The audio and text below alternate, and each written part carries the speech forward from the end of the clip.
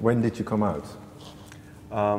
I came out in 1983 at the age of 20, so quite a late comer outer. Yeah. And can you describe at that time, what was the culture and atmosphere in the UK? It was so different.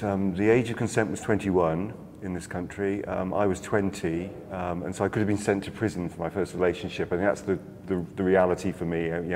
The first time I ever had sex with a man at the age of 20, he was 20.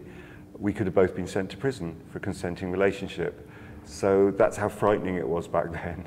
Yeah, and that was legally, but how do people respond? And if you said you were gay? Not great, not great. I mean, I certainly didn't come out at school. I kept that very quiet. I was in a relationship with a girl at school, so I guess I thought I was probably bisexual at that time, like many people. But you certainly didn't come out at school. There would have been no support. There was no sort of anti-bullying measures or anything else that those coming in now. You would have been completely ostracised, and I was smart enough to know that and to keep my mouth shut. Yeah. What about you? I came out in 1991 and I was 22 at the time. And like Matt said, I'd never told anybody. I knew I was gay from probably being 6. And first of all, I told my friends at university, who were all absolutely fine with it. But I do get quite envious now when we've got friends who are teachers. And they will talk, about pupils in their class who have come out as gay and they're supported by their classmates. And just that change around in 20 years or 20 odd years is amazing. Yeah. What happened? What caused the change, do you think? Good question. I think there's a general social mood. You've got younger people coming up, getting older, and not having those ingrained attitudes, I think. Just seeing, you're more exposed to things on telly, in film, on the radio, music. There are more role models, I think. There were a few brave characters who came out, and I think that really started the ball rolling with things like that. So there are more options, and that slowly shifts things, I think. I think for me it's actually in part down to the politicisation of gay men and lesbians by HIV, because I don't think it's accidental that gay politicisation has happened at the same time. And certainly in the 90s, when I was working in the field of HIV, people were visible.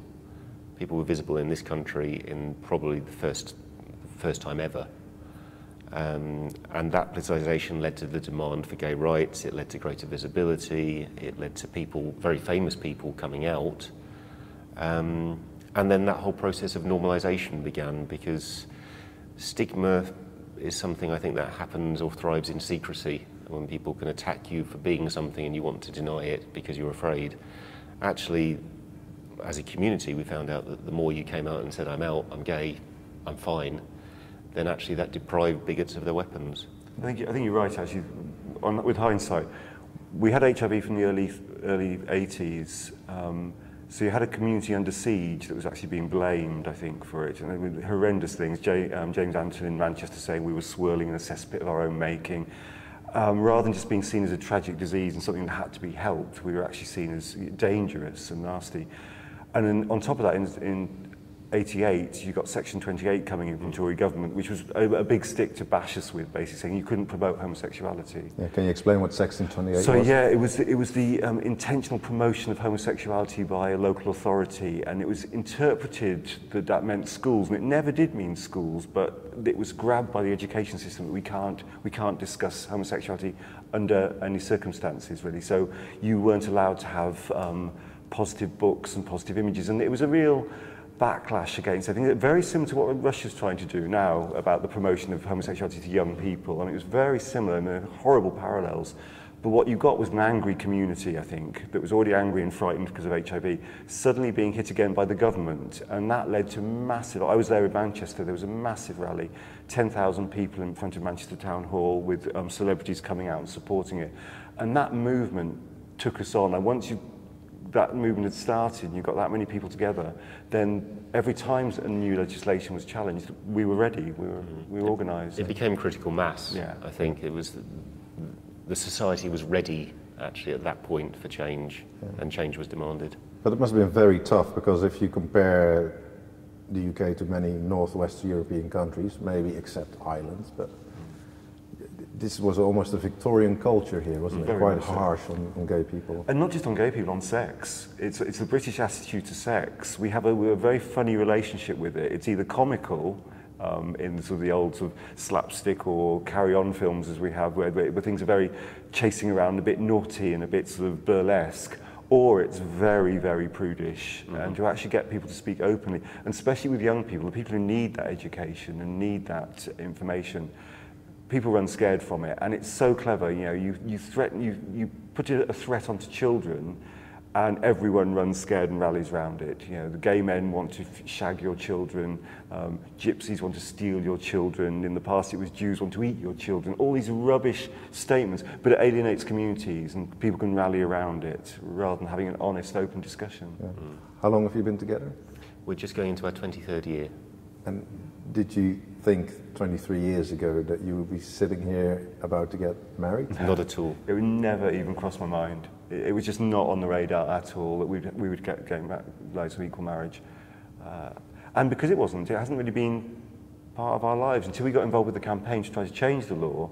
We were just sort of bumbling on quite happily, you know, 19 years in or something, and then you think, actually, yeah, no, we need those rights as well, and not just for us, but for the next wave. Because you had civil partnerships already. We haven't had a civil partnership. No, but but as legally, yes, yeah, which I think was a huge step. In terms of changing the law and changing attitudes in this country, civil partnerships took us 95% of the way there. And once we had those, it was very hard to argue against marriage, really.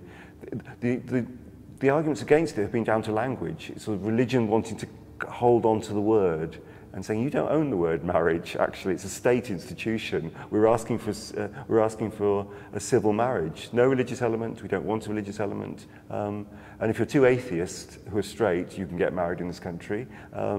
If you're a Hindu, you know, a Muslim, a Jew, you can get married. So the Christian church does not own marriage. Doesn't own marriage at all. And yet some people think they do. Are you surprised that it was a Conservative government actually who made this happen now? Initially I was, because that's something that I would have expected from a Liberal government or a Labour government. But actually I think in hindsight it was quite a clever move. It was a way for the Tory party to move away from their past and their reputation as the nasty party. I think they probably realised that society had changed anyway, and that it was going to happen, so they may as well get the credit for being the government that brought it in. And I would like to think that, although I disagree with his politics, or many of his politics, that David Cameron actually just knows lots of gay people and realised that actually it was a common sense and humane thing to do. Well, isn't that, you say society has changed, the Conservative Party must have changed as well. It's from a generation who's probably not bothered. Absolutely. I think so. Yeah, absolutely. And interestingly, a few key pieces of legislation, the age of consent debate was introduced by Edwina Currie, another Tory minister. And I think it was a clever move, again, on part of that campaign, to have a Tory fronting it. Because otherwise it would be, oh, of course, it's just old socialist principles, of course you want to change. To have a Tory leading it made it much more powerful. I wonder as well that there's almost nothing more conformist than getting married. You know, the one thing that's been levelled at us occasionally, to all gay people and lesbians, is why can't you just conform? Well, we're conforming now, actually. We're getting married, and I think that probably fits part of the Tory belief system, that actually, you know, getting married is a very conformist thing to do. Because it is a bit ironic, isn't it? More and more people decide not to get married. And yes. Yes, it's probably dying institutions. We're the ones propping it up. Keep it alive. Keep it alive, yeah. Yeah. But it's interesting to me because the room we're sitting in is the courtroom, which is where we're going to get married.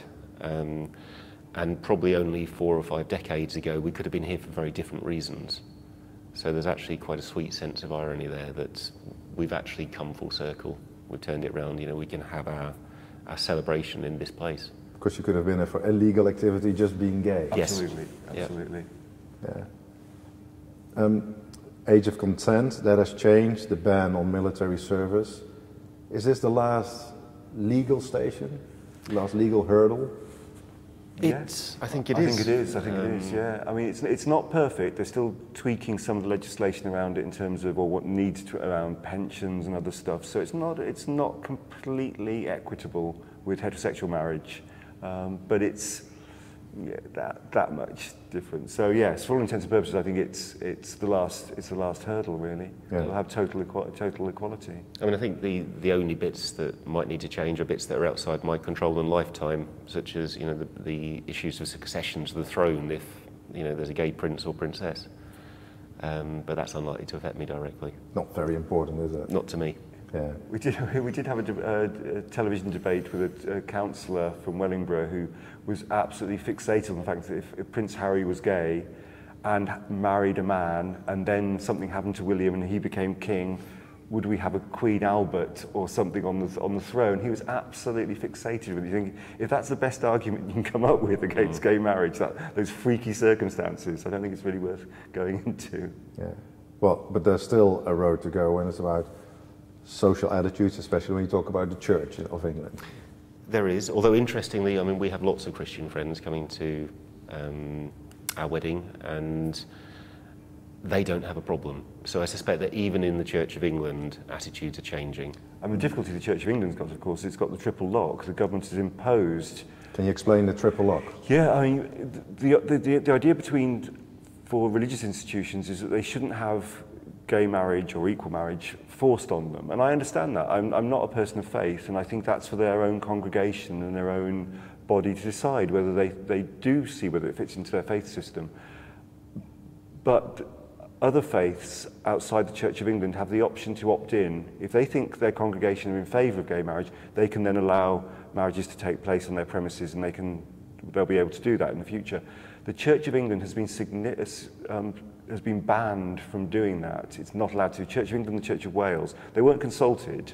There's a lot of certainly in the Church of Wales, there's a lot of anger that they weren't consulted. The government imposed this triple lock to stop the gay lobby, if you like, trying to force this on the Church of England. So even if the Church of England wants to opt in, it's not allowed to. So that's a battle to be had in the future with progressive Christians, and it will be their fight, though. I think I don't think I have the right to try to change religious views if I don't hold them. Yeah.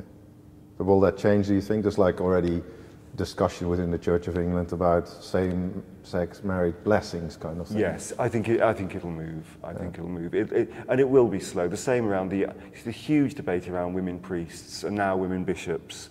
The Church is notoriously slow at moving. It needs, a bit like politics, you're waiting for the new young Christians or the young Muslims to come through to allow that change to happen. It's the old guard that are holding on to the power, I think, in that. But the attitudes will change. And they'll look ridiculous. I'm sure in 50 years' time, people will look back and scratch their heads over the debate and how on earth it got so nasty at times. Yeah. How will it be for you when you get married? Not only emotionally for your relationship, but for the moment, because there will be a tsunami of weddings that day. Yes. How important is that day? Very important in many ways. Symbolically, it's huge.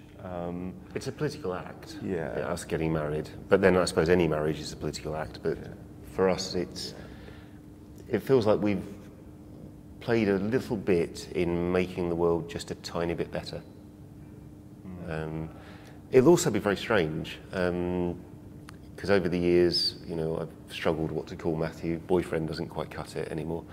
Husband sounds very partner strange. is what we'd call each other, and husband does sound strange. It sounds really weird. I'm not sure I can go with that really. Even after marriage, it just doesn't ring true well with me. Still partner. It's probably still partner. Yeah, I don't know. Well, maybe we'll have to create a new language for it. It's an interesting point, because when we're planning to get married and we're going through the whole ritual and rigmarole of it, of trying to organise it, and the only model we have is sort of heterosexual marriage. We went online to fill in our forms today, and it's still saying name of bride, name of groom. So we're sort of looking blankly at these forms. We've got a meeting later today with the registrars and we can't fill in the forms because they don't relate to us yet. Still a few adaptations to be made. A few adaptations to be made, yeah. And it will change. And I think gay people will redefine marriage. I think, I think the danger is we just go into and try to mimic what heterosexuals have had in terms of the event, if you like. And I think it's time for us to make it new and creative, really. Where's the honeymoon going to go to? We're not having a honeymoon, seeing as we went to Burma on holiday for Christmas and spent all our money. So our honeymoon will be spent pottering around the house, I think. And also, we were actually taken slightly by surprise by the speed of the legislation. So, unlike most people, I think, we haven't been saving up for years and years and years. Yeah. So a bit of a, not so much a whirlwind romance, but a whirlwind wedding. Yes, yeah. Enjoy. Thank you. Good luck. Thank you.